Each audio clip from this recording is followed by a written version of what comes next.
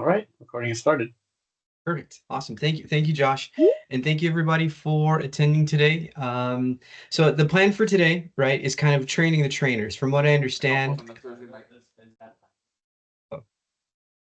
A you later know, part. So Thursday be better, so give me a chance to finish up steam back. I think we have somebody unmuted. I think is that Francis, maybe? Let's see. I'll mute the No others. worries. Yeah, no worries. Yeah. No, You gonna get man work. definitely want this to be a discussion. So if at any time, anybody has a question or a comment, don't be afraid. Just unmute yourself or throw something in the chat. So again, yes, kind of training the trainers. So the whole purpose of today is to show you guys kind of like the fundamentals of your e-ticketing portal. Just really focusing on the basics to get you guys up and going. For starters, where I kind of wanted to kick things off though, is just kind of a quick overview of how everything works. So how we get the data from the suppliers into your portal. So with that, let me go ahead and present my screen. Please let me know when you guys can see my screen. It should be up shortly. It looks like it's thinking. We can see it. Perfect. Thank you. Okay. So, and this is also a resource that we share with the suppliers as well. Just kind of we break it up into three options. So, option number one is what we call a direct integration. So, in that scenario, we install our Haul Hub adapter at each of the plants that's supplying material for one of your projects. And then essentially nothing changes for the process on the operation side. So, they scale out the material as normal. And then once that physical ticket is printed, within 2 to 3 minutes, the e-ticket is generated in our system. And then, of course, shared with you guys. Well, after that's set to go, we start getting like the first examples of their ticket data in our system. We go through what we call a ticket validation phase, which just is ensuring that the ticket information on the e-ticket matches the physical ticket 1-to-1. So all of those fields, match accurately. And then from there, we'll provide them access to their portal. So they too have an e-ticketing portal. It's called Supplier CI. And then also, make sure they're trained. And then also stressing the importance of calibration. And that's the term that we use just to communicate where, project 123 as it exists in the supplier's system equals the appropriate contract or project in your portal. And then once that connection is established, then that's when you guys start to see the e-ticket data on your side. And then in option two, that's a case where a business may already have like an IT team. So they have some internal IT resources. And so in that scenario, we provide that IT team an API key with some instructions on how to send data into our system. In that case, all of the work and the ticketed fields of that validation period, that all belongs to that team. So they have to do that work. But once that's all set and they give us the green light, then we loop back, we get them access to supplier CI, get them trained, and also make sure they understand calibration. And the third option, the one at the very bottom, that's a case where a supplier may already have an e-ticketing vendor in place, which is fine. One of those examples, one of those companies being FleetWatcher. We have shared customers with FleetWatcher all over the US. And similar to option two, right, it's up to FleetWatcher and their customer to make any updates to those ticketed fields. But again, it's just like option two, right? Once that's all done, we get them trained and understanding calibration. All three options are of no cost to the supplier. And it's also important to note as well for the contractor. So the contractor also has an e-ticketing portal where they can view the e-ticket data if they'd like to. And that too is of no charge to them to get set up. I'll take a quick pause there. Any questions so far?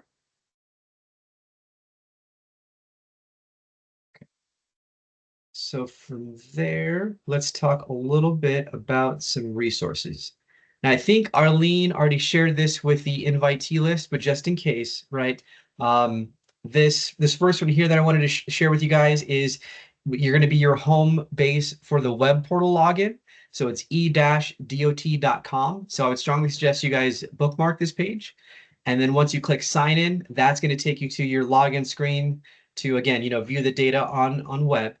And then the other one being the learn.haulhub.com site. see, I'll give this a few seconds. It should pop up. There we go.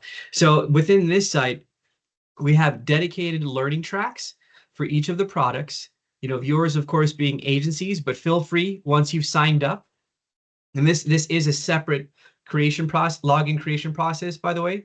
So you're gonna have to do it in two separate environments. One for the mobile and web portal, so that'll be one setup process. And then for the Hall Hub University, that will be a separate creation. It can be the same data, but you do have to do it again because it's like a separate kind of system. But once you do that and you have access to the videos, feel free to click around the other modules as well. Just you can kind of get a sense of the tools that they're using. But we always update these with the latest enhancements. So this can serve as an ongoing resource for you guys as well. And I think that's pretty much it on kind of the resources and a bit about how it all works. If we don't have any questions, I can move on to your portal. I figured we could start on mobile. So let me see, my phone screen is here. Perfect. And I've just thrown myself into one of our demo DOTs. So I'm not, tapping into your real data, but everything should be the same. So again, we're on mobile first. I'm on iOS, but this is also available on Android. I think you guys are all iOS users, all right? Doesn't everybody have an iPhone in the agency? If someone can help me there. Yeah. Yes. Yep. Okay. Awesome. Thank you. So yeah, it's going to look like this. By default, you're going to be logged into the Today tab. That kind of serves as your home base on the mobile side. Up top, we have our time range chip filters. A few that I wanted to highlight for you, first one being on the far right, the custom chip filter. I think this one is very handy because using these sliders, you can just isolate a particular time frame. So like in case of like a night job, or really anytime production takes place out of like your normal window, you can use this as a way to isolate that time. And then once you hit apply, all of the project information you're seeing here is just ticket data collected, during that time frame. So you're focused on that time, that area of time, or that time frame. And then the other one being back on the far left, idle. This is a new one for us. Without getting too much in the weeds, it kind of gives you like the best of both worlds. It'll give you the now data, so like the data collected within the last 24 hours, in addition to the historical data, which can also be found under the My Projects tab. So, give this a go as well when you have a chance. All right, so let's go ahead and dig into a project. I'm going to go back to, let's go back to today. And we'll use our Highway 95 project as our guide. So as you can see, even from the zoomed out view from this project tile, we're given some insight. So the total tons collected, and then we kind of graph for you guys here using the bar graph, the when the material was ticketed, the particular hours. So we'll click in. And now we have our tickets, or in specific, our ticket cards. Before we get there, up top, we have our quick access bubbles. These are just designed to be like an easy way for you guys to navigate to the various modules within your portal. We're only going to focus on a few for today. So for starters, kind of the rules. So in the center, that number you're seeing is letting you know the count of, tickets, and this one here, work zones, and here, photos. And then the ring, the orange ring around it, is letting you know that you have now data. So if you have, out of the 13 tickets, if some of those were received in the last 24 hours, we're going to let you know that by way of that orange ring. And then down below are the ticket cards. Again, just kind of a zoomed out view of the ticket itself. So in the top left, we have our ticket number. Here's our load count, the daily total. And these two, by the way, are just referring to this particular product type. So as you have different, ticketed materials, they're going to have their own independent load and daily total count. And then we have our date and time stamp. This information here is in reference to the hauler, and there's the vehicle ID. There's the ticketed quantity, and of course the product description. And then here's the status. So, when we talked about at the beginning of how it all works, the supplier prints that physical ticket as they're scaling out the load. And then within a few minutes, that e-ticket is going to hit your portal, of course, after it's been, calibrated. And then all of those tickets are going to be in a pending status until you guys make an update, like delivered or rejected, as an example. So you know what, let's go and do that now. I'll go ahead and mark this ticket as delivered. So we have that, bold purple button in the bottom left. I'm going to click there. And then because we've added pay items to this project, which is the plan for you guys as well, so I'll work with the team to get those loaded in the background. Then the inspection team will be met with the list of pay items for their project. And then it's just as easy as tapping the pay items needed. So up top, this recent pay items section, that's all going to be per user. So if some of the team is focused on, HMA, others ag and ready mix, the pay items that they use the most are just going to populate for them and them alone. It's not like a shared recent pay item list. And then again, right, it's just as easy as tapping in. There's our first pay item on this for this ticket. And then if it's a situation where, it's ticketed in tons and we're paying based on the ton, they can just bring through that quantity using that use net button, and that'll just auto-populate it. If it's a case where it may be ticketed in tons, but you're paying in a different unit of measure, like cubic yards, I'll tap there. And then you have the ability to just key in whatever that quantity is going to be after you've done your calc. And then we have a note section below that you can even look to store, that formula, just to kind of show everybody your work there. And then once everything's set, you just hit confirm delivery. And then you're met with that success notification. You hit OK, and then it's just going to take you back to the tickets in that pending status. I guess, one other scenario that I did want to share with you guys is in a case where it may be a split load, right? Whether you're going to be paying with two different pay items, or if you're going to waste or reject a portion of the load. A few options there. For starters, to break it out into two pay items, it's just as easy as tapping the two pay items that you need and then keying in that quantity per pay item. And then you hit confirm delivery. If you needed to, reject a portion of the load, or you're not going to pay for a portion, we do by default have a button for you there baked into the process. So you can just tap there and then key in the portion that you're not going to pay for. And I'm realizing too, I didn't share this. You do also, everyone has access to the full list of pay items via the search items button here. So if I click there, that's going to take me to the full list of pay items that have been added for your project. So it's not like you're gated to just the ones you use often.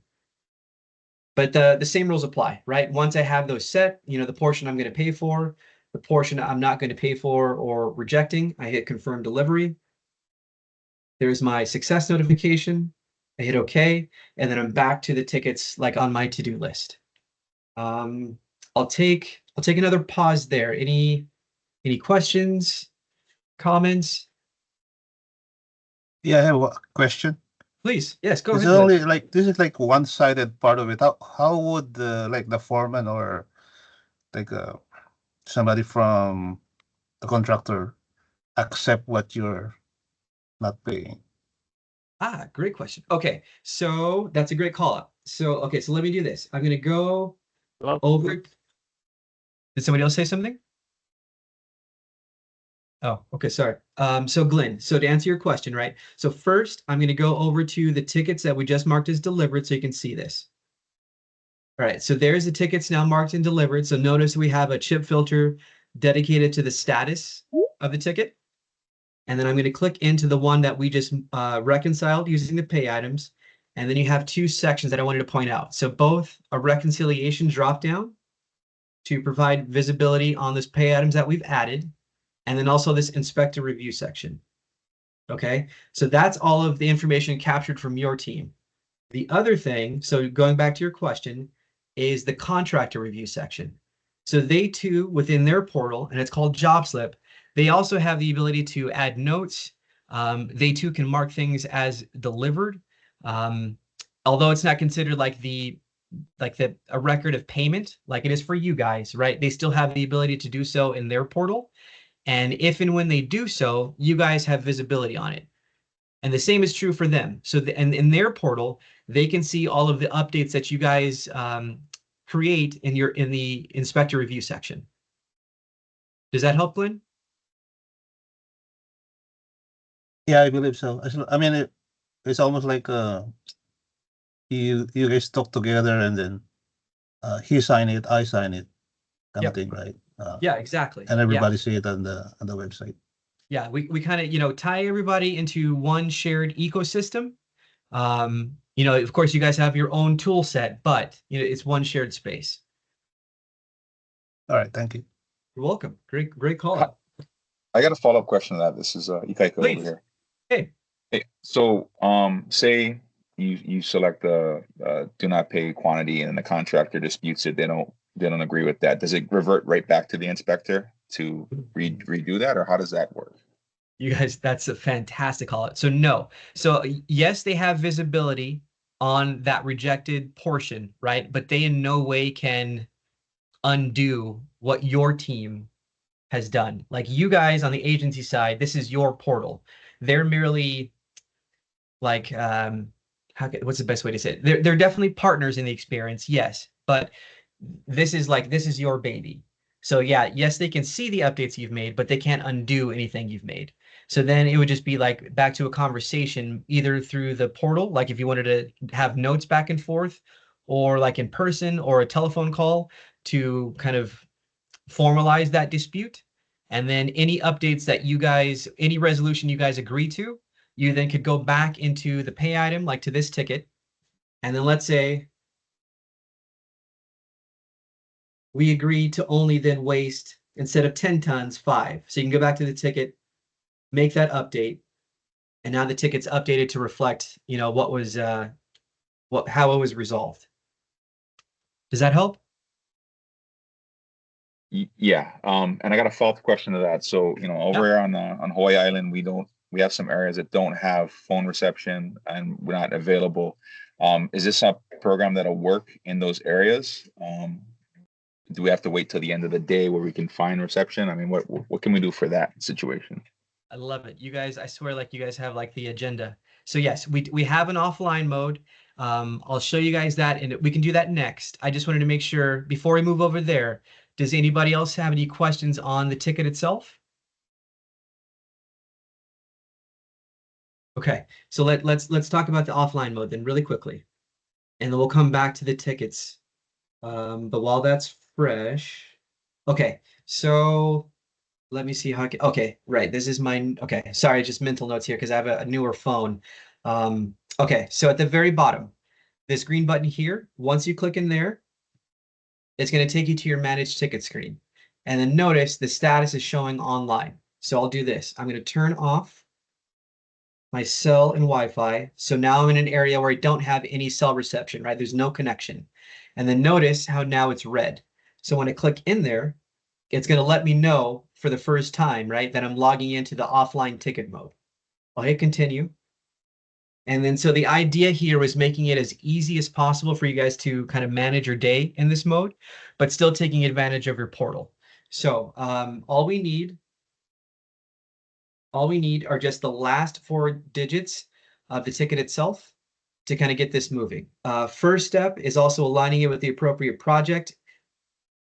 And then just the last 4 digits of the ticket, the physical ticket.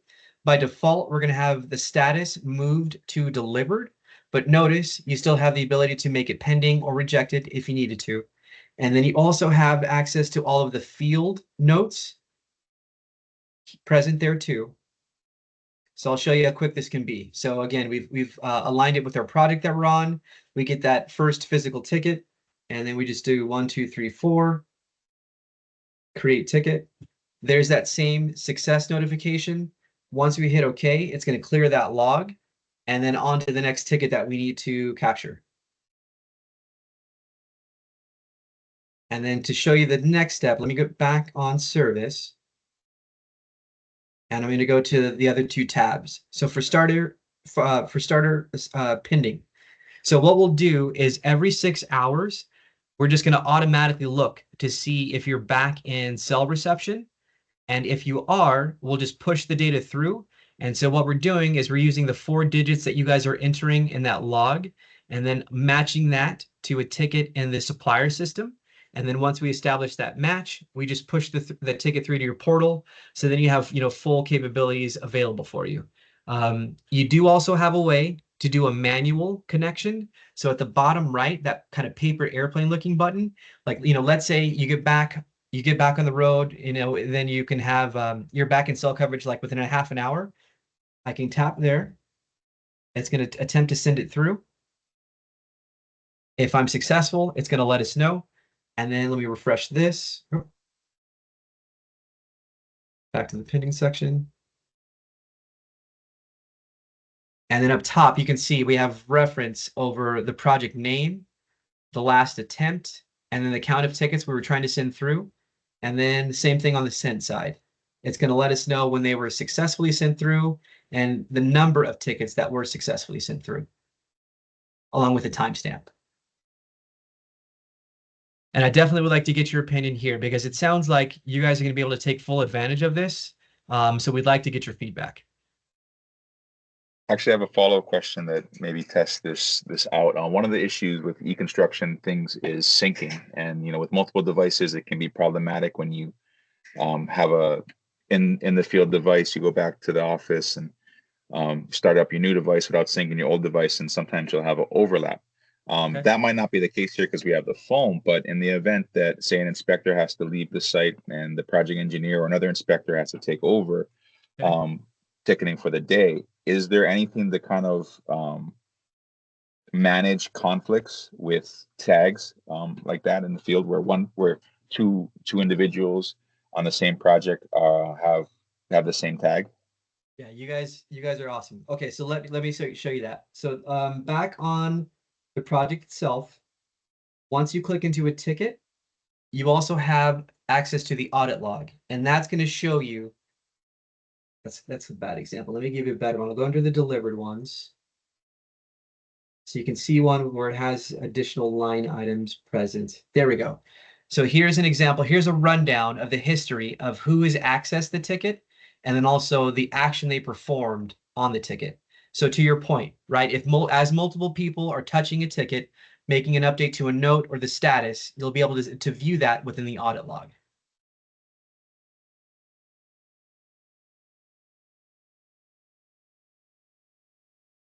And I want to make sure you're good. Did that help? Yeah, no, that makes sense. I guess one follow-up question to that would be, is there a hierarchy as far as who has access to that, or is that we all have access to that? Great call out. So yes, we do have user roles, and within each user role, they have the ability to do, some actions versus others, but all of them can have access to the tickets themselves and make updates to like the notes and that kind of deal. Got it. Thank you. Welcome. And I think, did someone else unmute themselves as well? I want to make sure everyone's heard. Did anybody else have a question? Okay. While we're here, I realized too, we haven't taken a look yet at the full ticket details. So I mentioned, so back on the ticket tab, after I've clicked in from the ticket card, right, that's how I can see all of those ticketed fields that during that phase, that ticket validation phase. The reason I wanted to revisit this is because, as we get you guys up and running on these projects, if you notice that a field is not present on the ticket, please let us know, because for the most part, that's us looping back with the supplier to update that ticket mapping. Whether, we can help if it's direct integration, or at the very least giving their team or their e-ticketing vendors team a heads up, here's the update that needs to be made to make sure that, HDOT's spec is met.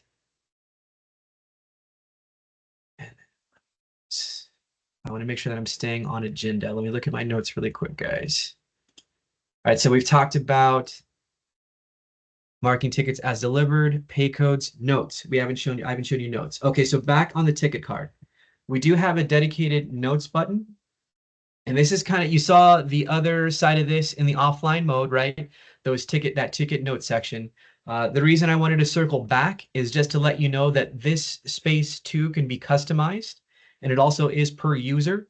So each person can kind of control their destiny here. So once they click and I'll do this again, in the top right, add fields, using these toggles, I can turn any of these fields on or off to kind of clean up my workspace or customize my workspace. And then once I save that selection, now I've kind of, cut down the amount of information here and there. But we have, a long variety of options available. So, spots to park your plant temps, your mat temps, your field temps. As I scroll down, there's like another note section. We have, sample times. There's station section. So keep me posted if you guys want to see or need more information here. Again, we definitely would like to get your feedback. And then clipboard reports. So by default, when you click into the project, and I'll do it again so you can see this. Let me go back to, to the Today tab. Once I click into the project, I'm taken directly to my Tickets tab. We also have clipboard reports on the right-hand side. If I tap there, these are designed just to be like bite-sized insights on a lot of, what's going on your projects. A few that I'll highlight for you. For starters, delivery report. So this one is handy. On the far left, we have that column is just the vehicle IDs for the trucks. And then these gray clocks represents a load for the vehicle and the pending status. And then as you mark them as delivered, as you can see here, right now it's transformed into a green bubble with a check. And let me do this too. Let me go back and let me mark one as rejected. So that's found under more actions. I'll click mark rejected. I have to enter a reason as to why I'm rejecting the load. Let's see.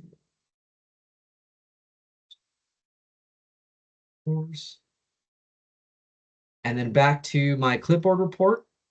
Now there's that load that was rejected in red with that exclamation mark. So this can really serve as a good kind of way to keep track of the loads that you've interacted with, accepted and marked it delivered and added pay codes, and those that you still need to tackle. And then if for any reason you get confused on the insight we're trying to convey on these reports, we've actually just recently updated the description, and you can find those under the I under each report. So we'll give you a breakdown of what's being displayed here. Few other ones I wanted to show you are load time. So a similar kind of report, but focused on ticketed times. And the one in blue, and this is true for all of the reports, is the latest load or time. Round trip. So some insight into, cycle time analysis. And then in transit, so you get an understanding of how much material, actually on the road, how much material is on its way to your job site, and we'll break this out per round. And if I just slide over, I can see the additional rounds. I like to share this one too, right? Because as I understand, you guys are juggling a lot. So if you're managing a few different projects and you need to move yourself around accordingly, this can help you be proactive, because you're gonna, again, within a few minutes, so before the truck has even hit the job site, you'll have a better understanding of how much tonnage is on its way to that project. And then you can kind of adjust your day to make sure that you're good there. And then the last one I'll show you is quantity by material type. I think this is really handy because it's, imagine day one of a project, you'll get like a baseline understanding of all of the products being used. So, and that's what, each of these product types are going to be broken out. And then as the days click on, you'll get an update of the quantity of tickets, and then also the ticketed quantity on the far right. See, how am I doing in time? We're about the halfway mark. Few other things on mobile, but I'll take another pause. Any questions?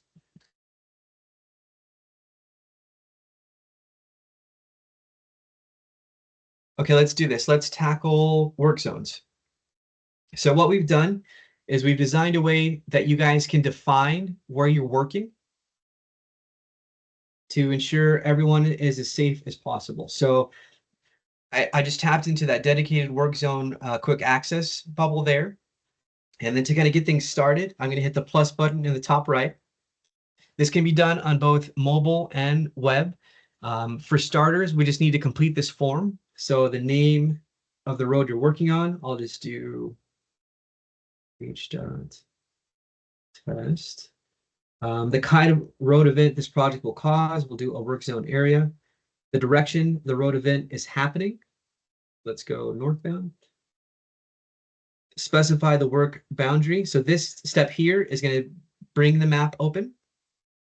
And then we'll hit start at the bottom right to kind of get things going. And then we'll use our finger on the touchscreen device to kind of start dragging and dropping the pins. And there we go. Now we can start defining that work zone. So let's say our work is happening here. Okay, I'll hit next.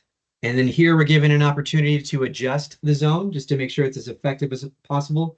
You can see how like I'm not really on the street in a few of those pins. So let me make that a bit better. And then once I'm good there with the zone, I hit finish. There's a preview of my zone there. This separate set of questions here at the bottom, those are optional, but we strongly suggest if you guys have this information to provide it. The reason being, right, once we start getting some zones for you guys set up on your projects, please let me know because I can work with my team in the background to start pushing this information through the work zone data exchange and then it's going to be visible by the traveling public, like on the Rappling application currently Waze. So imagine a scenario where like you guys are actively working on this zone. So let me do this. I'll create the work zone. And you'll notice that I have the ability to arm it. So I can turn it on or off to help manage, to really broadcast when we're actually present on site.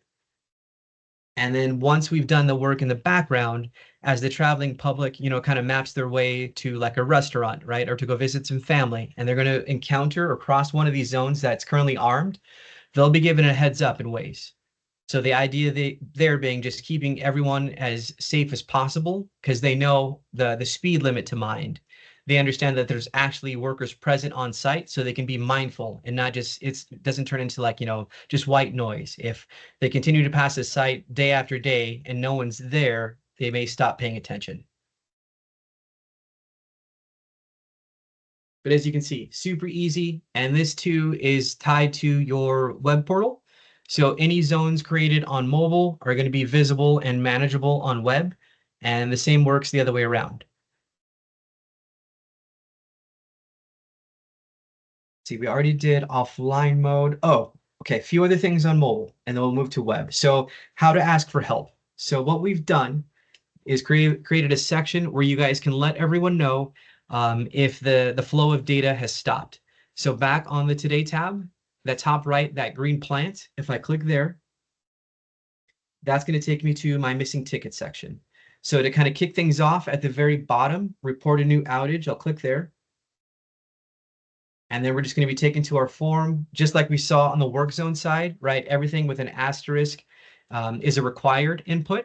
So the type of issue you're reporting, let's say no tickets for today. The project you're reporting an outage for, we'll use our test project 95. The supplier who's providing the material, and then also the plant, the material shipping out of. Just like on the work zone side, these next few are optional, but these two are critical and resolving the issue as quickly as possible.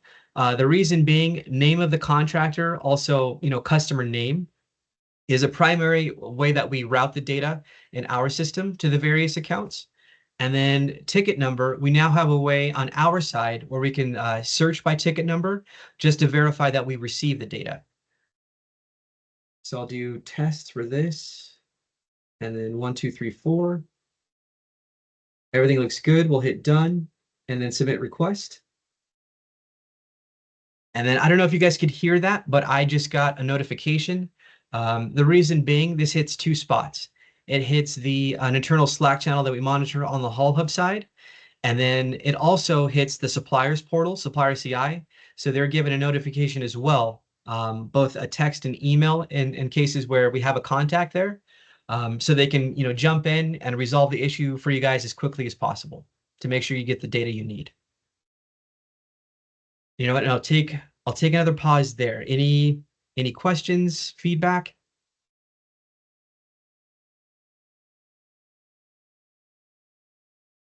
One last thing on mobile is how to set up your user signature. So if you notice back on those tickets as delivered, in that inspector review section, because I interacted with the ticket, I marked it as delivered, added some pay codes. There's my name, date, and timestamp along with my signature. So another thing I would suggest you guys do is get that signature set up so everyone knows who interacted with the data. So in the top left, that hamburger button, if I click there and then go to account settings, I can get that going. So I just tap here and then using my finger on my device, I draw my signature, save it, and then I'm good to go there. And then backing out one level at the very bottom, I can also turn on or off any of those clipboard reports. So that too can be customized, per user. And I think that's it for mobile. Any questions before we go over to web? I notice you have some like pictures in there. You can take pictures, right? Where are those pictures being saved? Yes. Great call. I didn't want to overload you guys, so I didn't include that this time, but you're spot on. So you also can add photos. So a few different ways to do that, both at a ticket level. So if I tap into a ticket, there's that dedicated photos tab. The bottom in the middle there, upload images, and then I can I'll let that go away. I think I clicked too much, so you can't see that. It's blocking that top option. There we go. So you can either, take a photo using the camera on your mobile device, or select a picture that already exists in your gallery. Normal kind of app rules apply. The first time you do this, you're gonna have to give the app permission to do so, but after that one time, you're good. The idea here being like if you needed to capture an image of the project, whether it's a good thing or a bad thing, you have the ability to do that here in your portal, and then it's going to attach itself to that ticket and be visible by the team. And then the other spot you can do that is in the dedicated photos quick access bubble there in the middle. And if you go this route, you can also view the existing photos in your gallery. So, but same rules, right? I can click upload photo. I can then take one or access an existing one. And then the only real difference between the methods is just the information displayed on the ticket itself. So I'm looking for an example. Should be one here. We have so many now. And Alex, if you load a lot of pictures, does it slow the program down, or it should be fine? It should be fine. Great question, though. Yeah, it should be fine. And then you also have the ability to download them. So if I click those three dots, it's kind of like your right click. And then so I can download the image to my device, like if it was a picture that a team member had captured, or I can delete it if I'm just looking to, clean up the gallery. I can do that as well. But I was looking for an example of where I thought we used to have a few in here. There we go. This is one that I took. So don't mind my dirty keyboard at the time. But you see the difference, right? When it was added via a ticket, we're also going to note the ticket number that it was added to. And on these, right, we took it within the photo section, so there's just no ticket number associated with it. Minor difference, but I just wanted to highlight that's why you see the difference there. But great call out, great catch. What else, guys? Anything else that caught your eyes, your ears while we're taking a tour of mobile? Hey, this is Kaka again over here. Quick question on the photos. So those are gonna be saved as photo files. Is there any intention or availability to save them as, say, PDF or a compressed file for space? That's a good call out too. Yeah, you're spot on, right? By default, it's a JPEG. As far as compression, the only instance of compression that I can think of that we currently have in your portal would be on the reporting side. So we have a report called the finals report where you can break out the data like into a few different buckets, like by supplier, by day, like that kind of deal. And in that report, we do automatically it's going to be a zip file. And then we'll provide you like individual folders for each of the buckets. So if you choose, supplier and day, you'll have two different folders within that zip file for supplier and then day. But outside of that, I don't think we have any instances of compression like by default in your portal, at least not yet.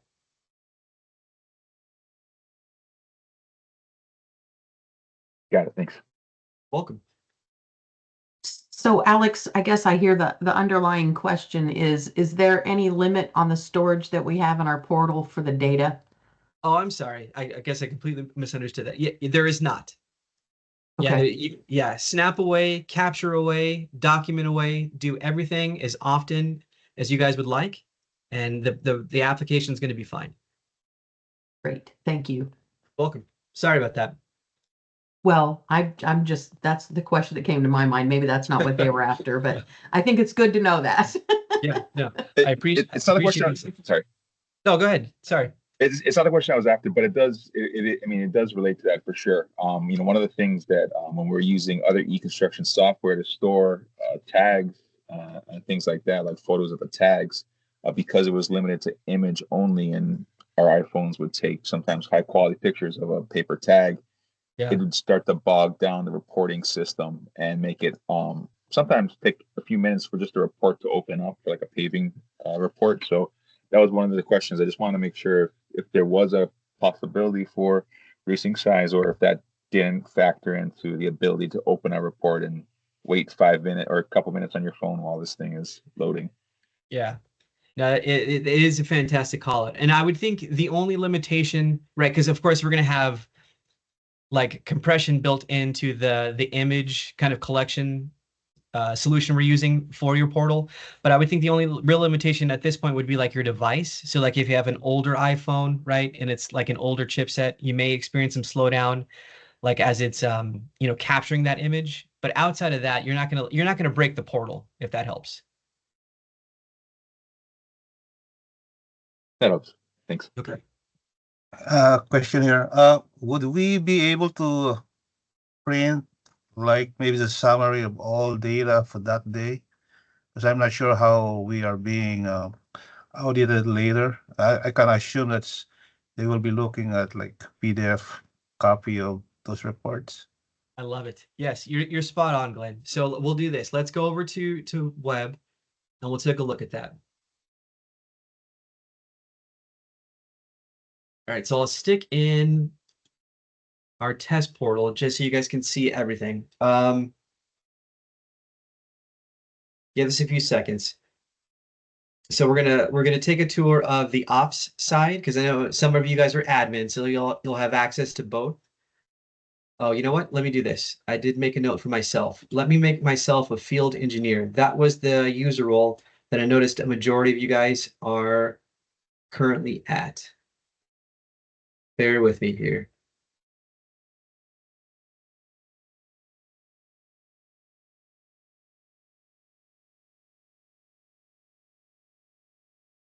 All right, so currently an admin. I'm going to flip myself to field engineer.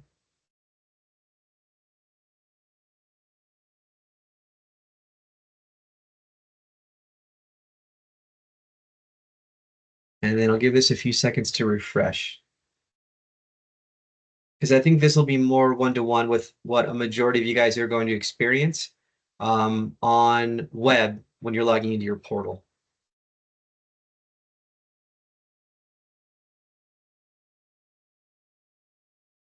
And again, just as a reminder, this does not change in any way your presentation or like the information you have access to on mobile.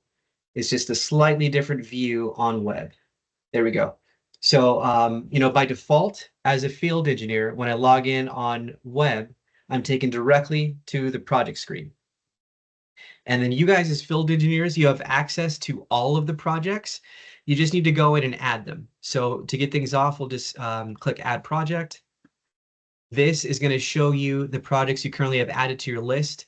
To add products to your list, super easy. I just click in that field here, and then I can just, oh, it added me to you guys. That's fine. Or I did that right. I'll add the test project, and then I'll add the live project. Once I hit save, there we go. So now I've added these projects to my list. Here's a real one to the right, and here's the test project that we have set up for you guys. Quick pause there. Please, when you have a chance, after our discussion today, throw yourselves into this test project and just start clicking around. You're not going to break anything. What we do is we just connect tickets like from our test supplier into your project. So you have, some ticket data to interact with, but you can take advantage of all of the functionality. So you can add pay codes, you can take pictures, notes, you can get again, a sense of what it looks and feels like. But we'll do this. So we'll go into the test project.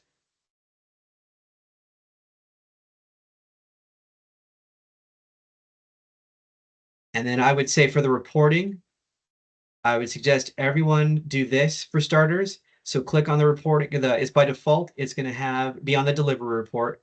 Hit create report, and then opt into auto send. What this does is every day by default at noon, and you can also change this time if you need to. It's just going to email you a report with the previous day's tickets on this project. And then we can also, once you guys start to see some, reports from actual live projects, we can customize the fields that are available on the project to really, tailor it just to make sure it fits your needs exactly. So we can make some alterations there. Does that help, Glenn? Yeah, I think I just have to play around a little bit. Okay, let me do And I this. think Let me see. I'll pull one manually really quick. See if I need tickets here.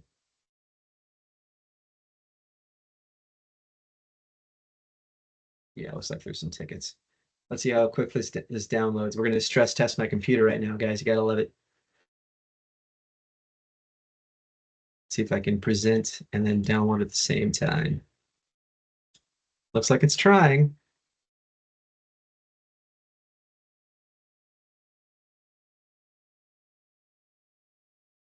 I'll let it work in the background.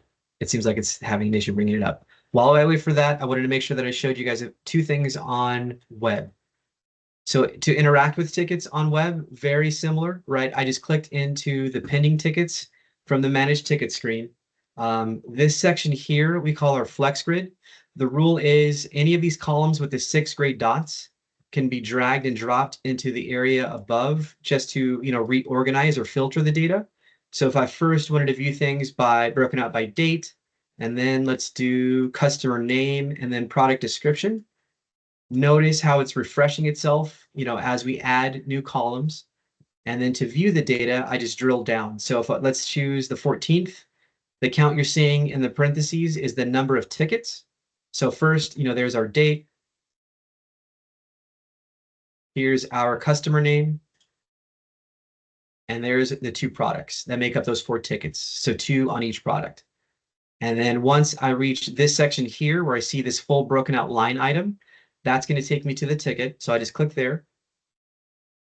There's that ticket information, right? And we still have visibility on the reconciliation dropdown, the inspector and contractor review sections, and none of the functionality goes away, right? I can still mark this ticket as delivered.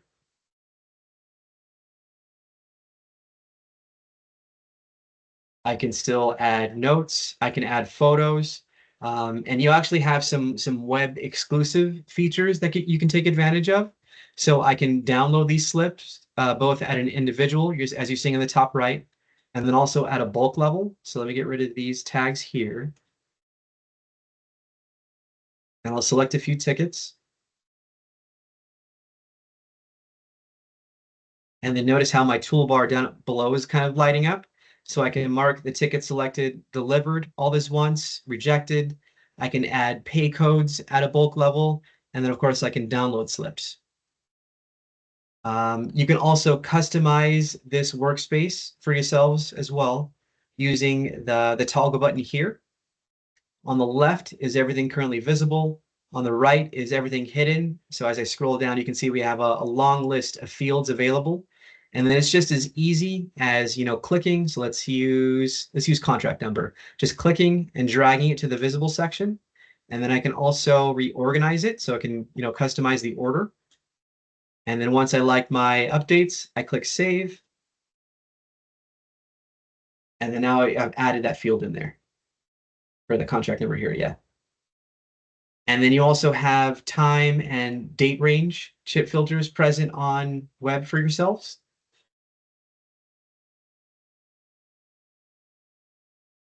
And that's pretty much it. Let me see if that report opened up. It did. Give me 1 second. Let me drag it over so you guys can see it.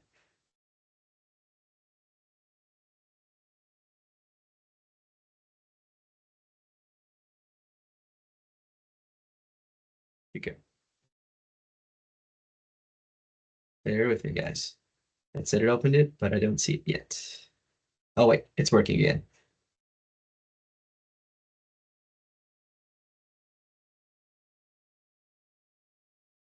Is that it here? Yeah, I don't know what happened. Let me try that again. Take 2. There it goes. Here we go. So here's an example of that daily delivery report. So up top, this, the first page is going to be your overview. And then you'll have a breakdown of the various products, and then the count of tickets and also the quantity, right, of the tickets as they live in the different statuses. So, delivered, pending, rejected, and waste. The summary portion here is also letting you know that having visibility on the contractor's actions. So you can get a sense too of the count that they've marked delivered or what lives in pending and so on. And then as I scroll down, here's a breakout per product type, the tickets. And this is the portion that I was sharing with you guys can be customized. So the fields that are present here. By default, here's what you have available, right? Supplier, ticket number, plant, that timestamp. Also the system timestamp, that's what the API time is communicating. There's that vehicle ID, product description, and so on.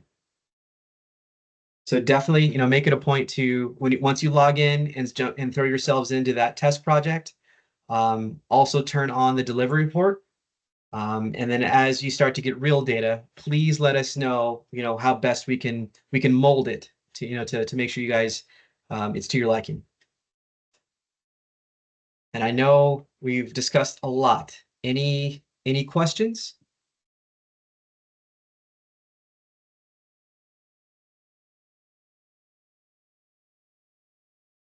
Okay. Super appreciate the time. Again, you have access to that learn.hullhub.com site as an ongoing resource. But if you need anything, don't hesitate. I'm definitely here to help. Please reach out. I believe everybody has my information, right? Yes. So we're working on getting some additional, more suppliers on the various islands all set up. We do have a few already. So, we're going to increase that count as high as possible, in prep for the November 1 launch date. But again, if you guys need anything or if you have any comments or questions that hit you after our time today, let us know. And with that, I can pass it back to you, EDOT team.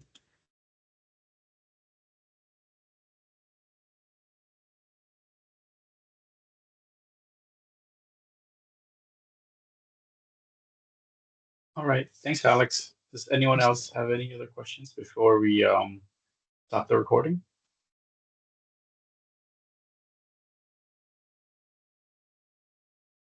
Does everyone know how to get to the test project?